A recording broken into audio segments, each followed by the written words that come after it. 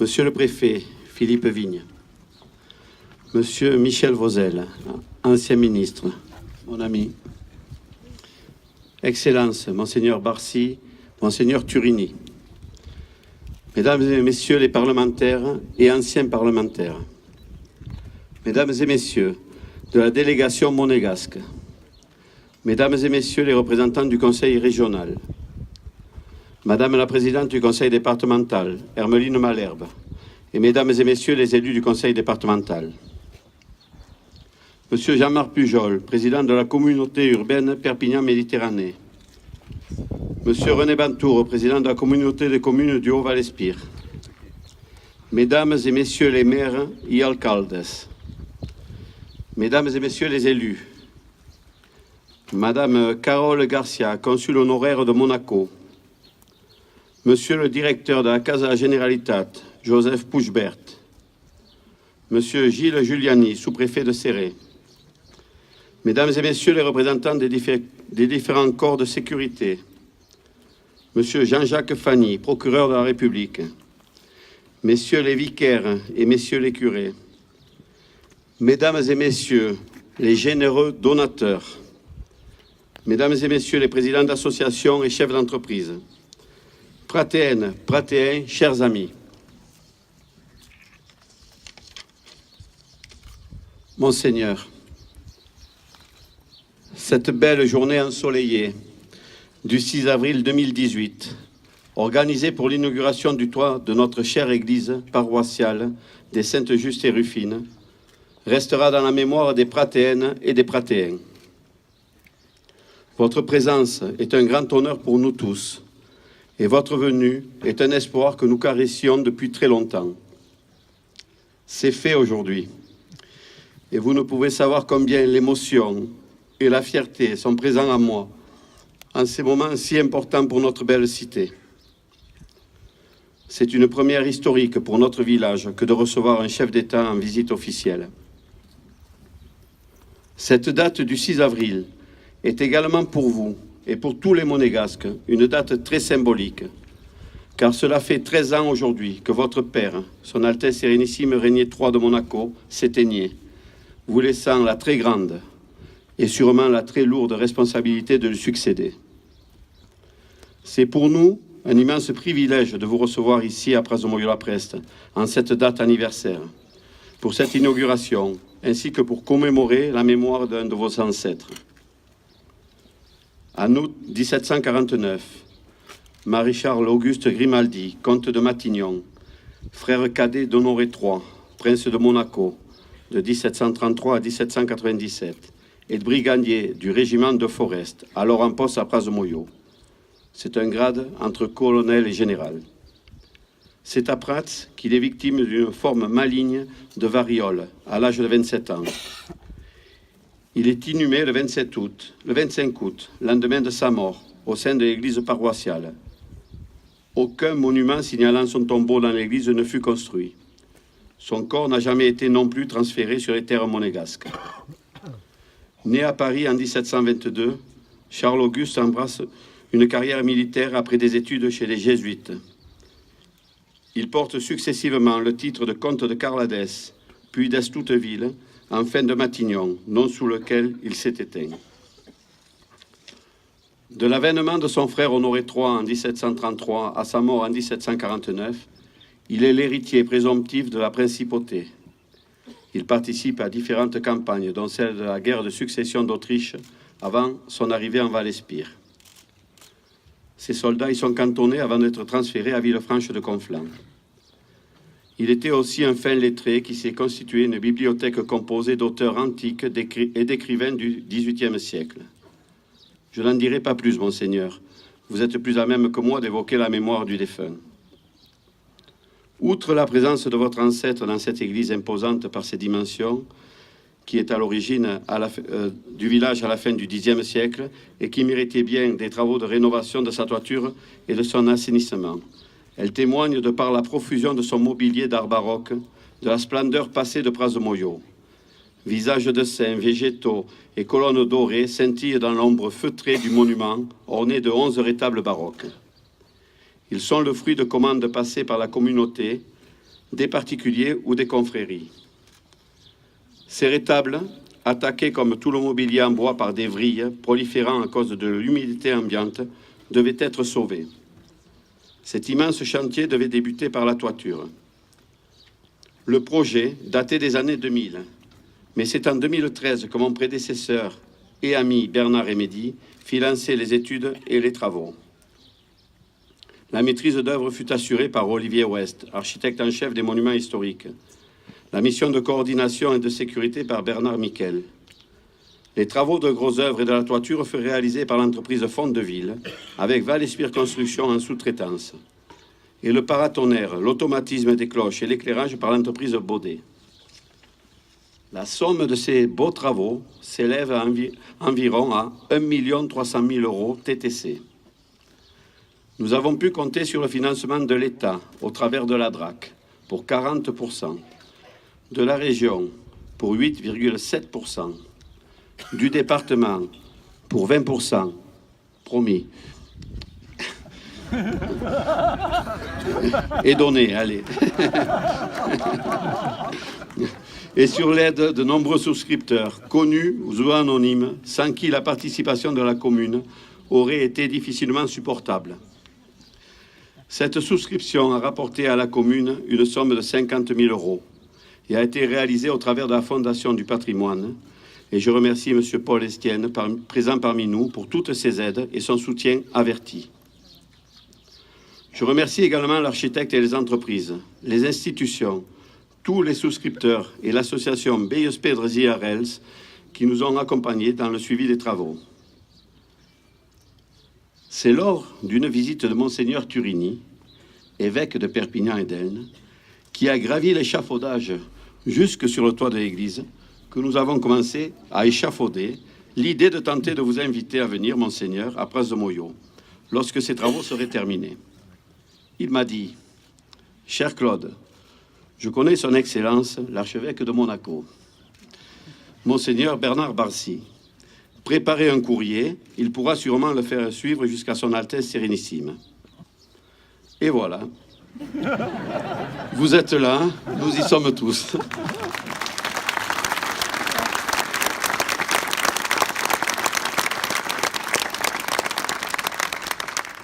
À présent, le toit est terminé, le bâtiment est assaini. Il nous manque à conclure ces travaux. Traitement et rénovation des rétables et du mobilier. Traitement des parois internes de l'église. Nettoyage de l'orgue et finalisation de l'éclairage. C'est un programme ambitieux, mais les futures municipalités devront l'envisager, le programmer. Et je compte donc sur l'aide de toutes les institutions citées en amont et surtout les mécènes qui voudront bien y participer. Vous avez tous entendu. Les travaux de l'église méritaient d'être mis en valeur par leur environnement le plus proche. C'est ainsi que nous avons réalisé l'embellissement du parvis de l'église, plus connu par les pratéens sous le nom de carré de Miss. La plantation de l'olivier, offert par notre ami Jean-Luc Camps, qui est par ici, Jean-Luc, rappellera à tout jamais, Monseigneur, votre visite dans notre belle cité royale. Cette journée a été également l'occasion de baptiser la rue de l'ancien hospice du nom d'une grande pratéenne qui s'est illustrée pendant la Seconde Guerre mondiale, en rejoignant la résistance. Au mépris de sa vie, elle s'est engagée dans cette noble cause, transportant surtout du courrier sous les yeux de l'occupant. Recherchée, elle dut se cacher et choisit Paris occupé, où elle se rendait régulièrement à la messe au Sacré-Cœur, au mépris des Allemands. Elle eut le bonheur et le privilège d'approcher le général de Gaulle dans la capitale libérée. Elle finira sa vie à 101 ans, à Pras de Moyo, son village de cœur. Elle montait quotidiennement à l'église en empruntant ses escaliers, qui s'appelleront désormais Euskostes Paulette de Houx.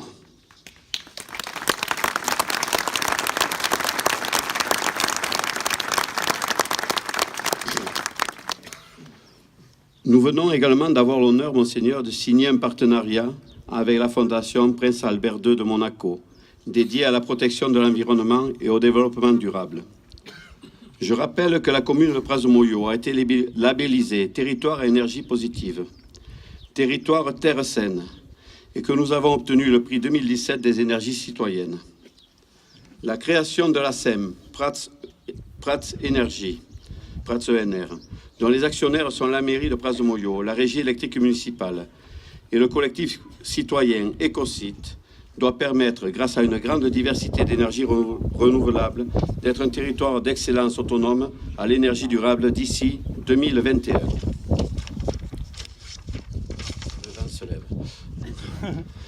Entre Marie-Charles Auguste Grimaldi au XVIIIe siècle et votre présence en ce début du XXIe siècle, notre station thermale de la Preste a eu l'honneur d'accueillir le comte de Polignac au XXe siècle et plus précisément en 1961. C'est dire les liens forts et étroits qui unissent la principauté et notre belle cité millénaire. Permettez-moi, Monseigneur, de vous remettre le livre de notre historien Jean Ribes qui relate la visite de votre grand-père à Pras-de-Mollot-la-Preste.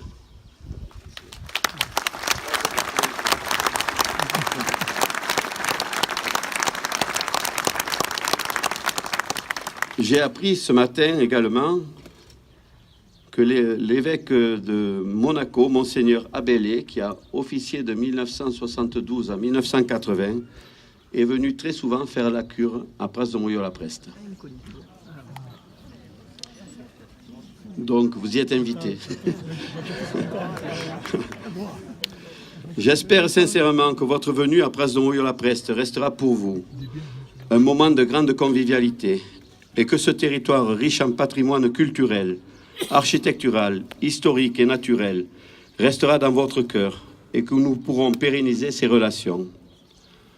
Pour vous témoigner notre belle convivialité catalane, la Cobla 13 Benz, que je remercie d'être toujours auprès de nous, va nous interpréter quelques sardanes pendant l'apéritif. Je crois qu'on peut les applaudir.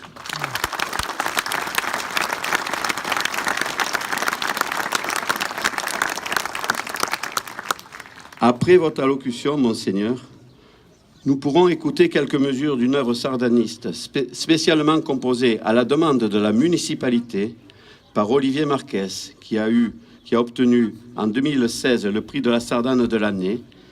Cette sardane est dédiée à deux grands serviteurs de la commune de Pras-de-Mollot-la-Preste. Messieurs Pone Hippo, en face de nous, c'est-à-dire Monsieur Roger Coromine et Joseph Dugnac.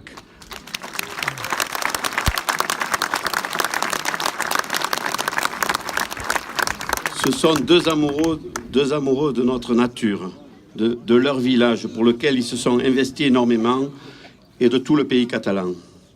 Nous avons décidé d'intituler cette sardane Les Esquers de Rouja, du nom du lieu où ces deux compères passaient la plupart de leurs loisirs. Merci Roger, merci Gégé pour votre implication et votre amour pour la commune de Pras-de-Mollot et pour ses habitants.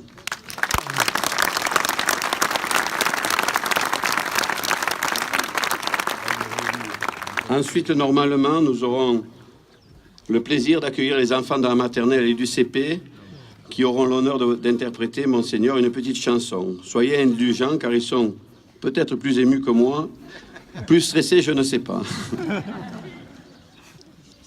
Je terminerai par les remerciements d'usage, mais combien importants.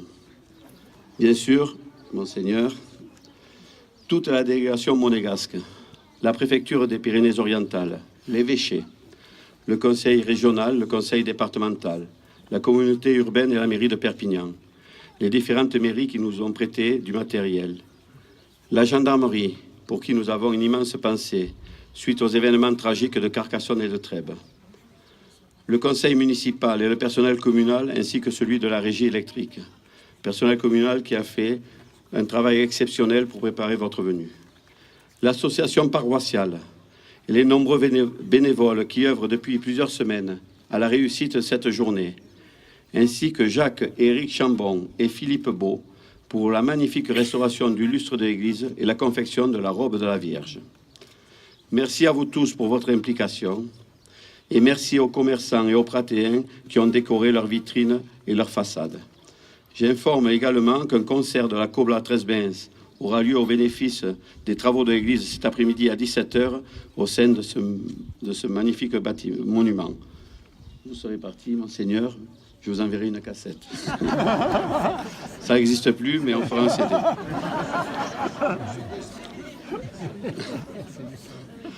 Vive Prince de Moyo-la-Preste, vive la Principauté de Monaco, vive la France.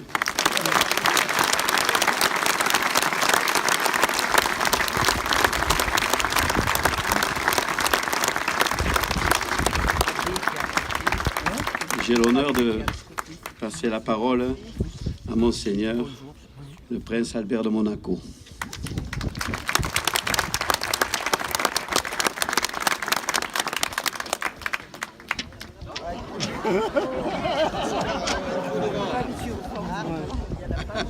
C'est le vote d'automne.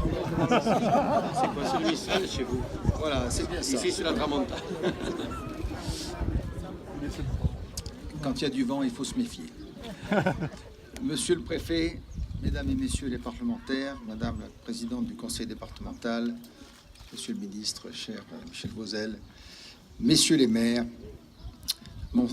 monseigneur l'archevêque, monseigneur l'évêque, toutes les autorités présentes, mesdames et messieurs, chers amis de Prince de Moyo. L'homme qui nous rassemble aujourd'hui, vous l'avez rappelé, monsieur le maire, est mort ici il y a près de 170 ans, à l'âge de 27 ans seulement. Marie-Charles Auguste Grimaldi était le frère cadet de mon aïeul Honoré III, qui régna sur la principauté de 1733 à 1793, le plus long règne de l'histoire de Monaco. À sa naissance, Marie-Charles Auguste porte le titre de comte de Carladès.